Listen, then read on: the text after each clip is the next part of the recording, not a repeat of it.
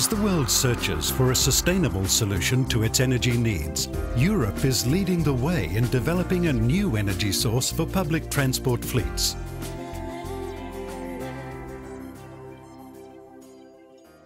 In reality, we are at the moment in a situation where we're totally dependent on oil, and this oil is essentially coming from third countries. So we have to think, how do we substitute in future oil? We need to substitute it not only because of our dependency, but also because oil obviously has very bad effects on our climate. And in the context of our climate change policy, we're thinking of a number of measures. First measure is energy efficiency. Energy efficiency means that we look at the way to reduce the use of energy. This can be done through smart driving, it can be done through smaller cars, it can also be done through each individual reflecting on what mode of transport they chose, and sometimes it may be much more useful to use urban transport, public transport, than to use your car. Then we obviously also have the alternative fuels. Alternative fuels at the moment on the market are essentially biofuels, but also natural gas. But we're also working to develop hydrogen, which may be one of the fuels of the future. Hydrogen is a technology which allows us in reality to drive cars with zero emissions. We see hydrogen as a very promising alternative transport fuel for the future. We have been developing, in the context of our research program, a program where we are actually financing some 200 vehicles which are running on hydrogen, and a number of buses are running on hydrogen all over Europe. And the HyFleet Cube project is a project which is part of this. Hydrogen, the most abundant element in the universe. Hydrogen rarely exists in its pure form, but can be produced using a range of methods. These include electrolysis,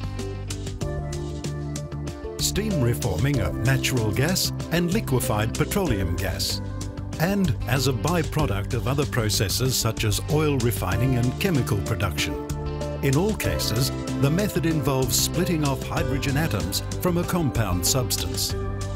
Hydrogen is an ideal energy carrier that can power both internal combustion engines directly or indirectly through fuel cell technology powering an electric engine. When hydrogen is used in this way, it results in no carbon dioxide emissions from the vehicle. These emissions are thought to be one of the greatest contributors to global warming. The emission from fuel cell powered buses is solely water vapor. If hydrogen is made using electricity from renewable sources such as water, wind or the sun, the transport energy life cycle is free of harmful emissions.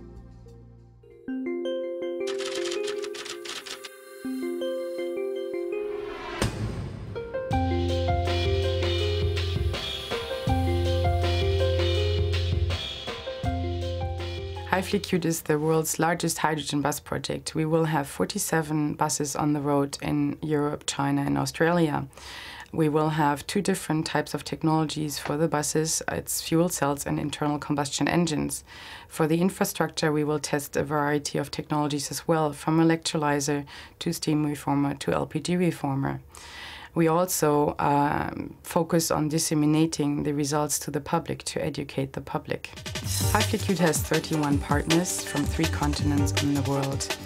It's a big mix of companies, from very, very big companies to very small companies. We have 2 vehicle manufacturers in the project. That is Daimler Chrysler and MAN. We have 4 oil companies in the project. That is BP, Shell, Total and Repsol. We have big gas and energy suppliers in Air Liquide and Vattenfall. At the same time, we have many small academic and consulting companies in our partnership. We also, of course, not to forget, have 8 cities in Europe where the buses are running on the streets, and 1 city in China and 1 in Australia.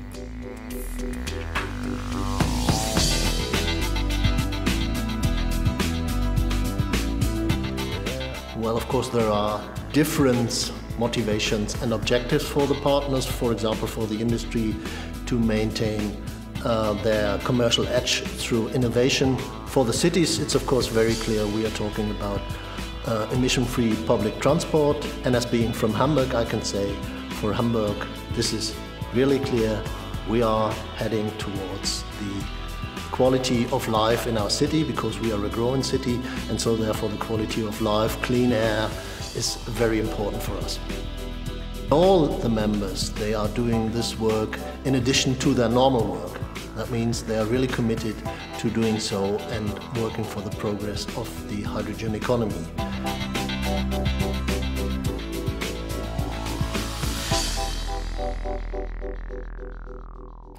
The fuel cell buses in Europe are continuing their operation for their third year.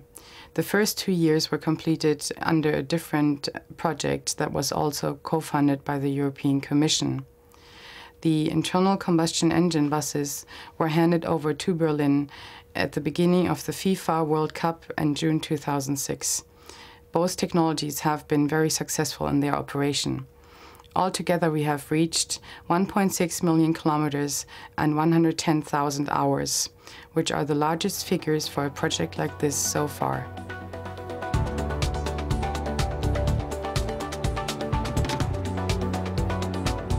The successful introduction of any new technology is partially determined by the people who have to interact with it. In the case of public transport, this includes everyone from the technicians who maintain the buses, the bus drivers, and very importantly, the people who will ride on the buses. I've been on these buses before. Better than the older ones. Yeah, it's like Much better. Yeah, it's not as noisy and it's like Runs smooth and it's safe. So I would tell them that's much better than the buses we have now. If you drive around here now in Brussels, even the people are looking, oh wow, a bus on hydrogen. And you see on their faces, I didn't knew that existed. Payer un peu plus, on aura plus d'amusement dans la nature, parce que maintenant, quand on respire, l'odeur, les gaz et tout ça, alors je crois qu'on aura plus de plaisir, même payer un peu plus, c'est pas si grave. So for me, it's an honor driving on this kind of bus, absolutely. Survey research conducted by a number of studies, including one for HyFleet Cute by the Technical University of Berlin, show that there is a wide general acceptance of the use of hydrogen as a transport fuel.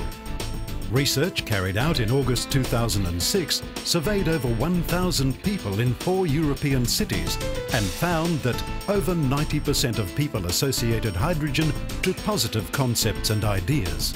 78% of people had a positive view of the hydrogen trial. Over 60% want the hydrogen trials to be further extended.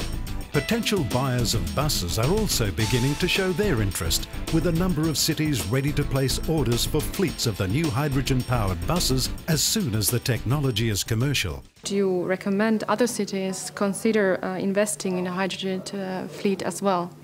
I would love that a lot of cities of the world would join our partnership. Now we are 6 partners, but there's a lot of space left for more partners.